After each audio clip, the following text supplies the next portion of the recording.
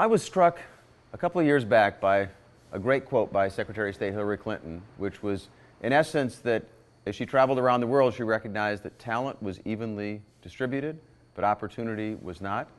So I see economic justice as really providing equality of opportunity and providing people in every country, at every level, with the opportunity to reach their full potential and to ultimately achieve the economic benefits that come with that. When we started our family foundation, we found that we got lots of advice about how to use the foundation as a vessel to make change, but we became frustrated that most of that advice came about around how we could give away the 5% or 6 or 7, however much we decided to give away each year. And as someone that came out of the investment world, I looked at our funds much more holistically, and I kept saying, we've put 100 cents in this foundation.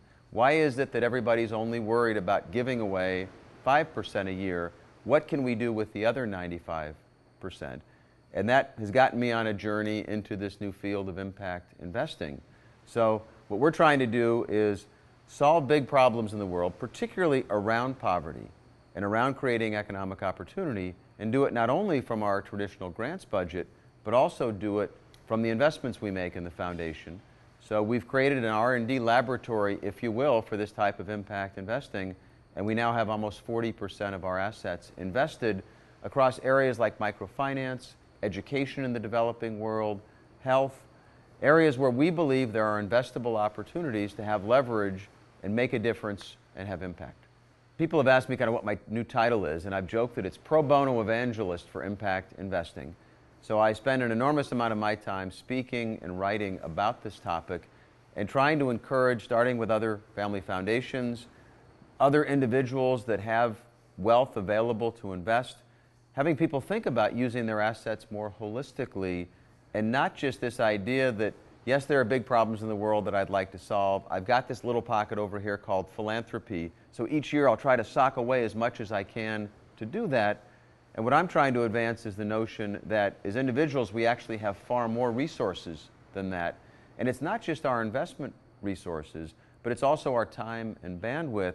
So I spend a lot of time now in the Encore movement, kind of as a poster child for my second act, encouraging folks that are at certain ages, you know, the baby boomer generation, 45 and above, that now have time and bandwidth potentially available, that want to do something societally purposeful and that need the connections to make that happen. And the Opportunity Collaboration becomes a remarkable place for folks to come and explore how they might pursue that journey.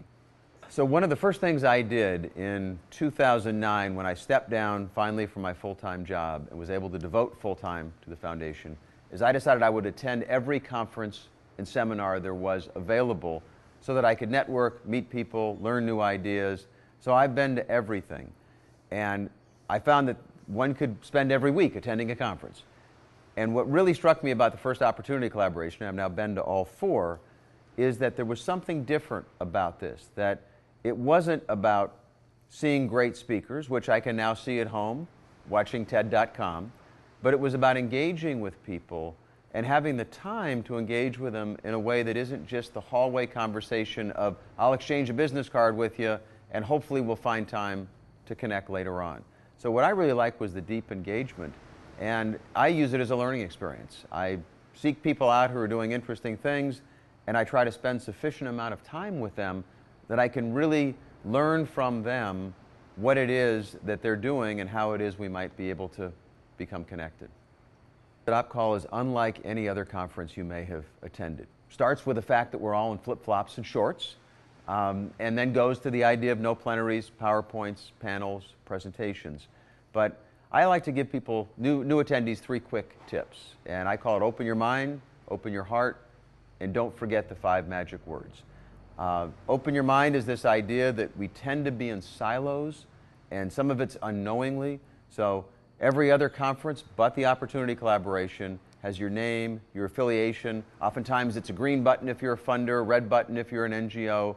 And so we end up going automatically looking at not who people are, but who they might represent. And here I like to say we come as our whole person. So it's name tag only with just your name. The idea is that there's probably no more than 2 degrees of separation amongst all 311 delegates. And the beauty of the collaboration is that we have ample time and opportunity to explore that separation across silos and find that we open our minds to a collaboration with someone we might not have ever thought we had something in common with.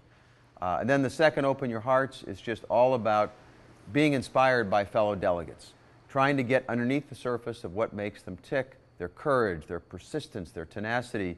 And this is my 4th year, and every year I have been deeply moved, several times actually each year, by the courage and passion of delegates, stories of selling all their possessions, buying a one-way ticket to wherever because they just felt so passionately that there was a problem that they wanted to solve.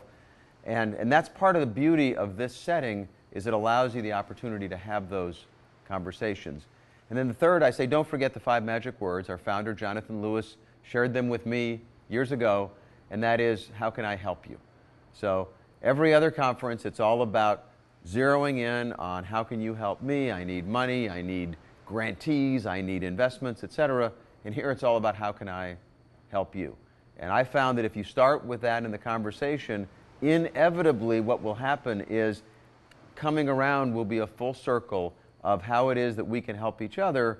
And my view is if we can do that, then ultimately, big picture, we're trying to figure out how we can help the people, the communities, the underserved of the world that we're all here to make a difference for.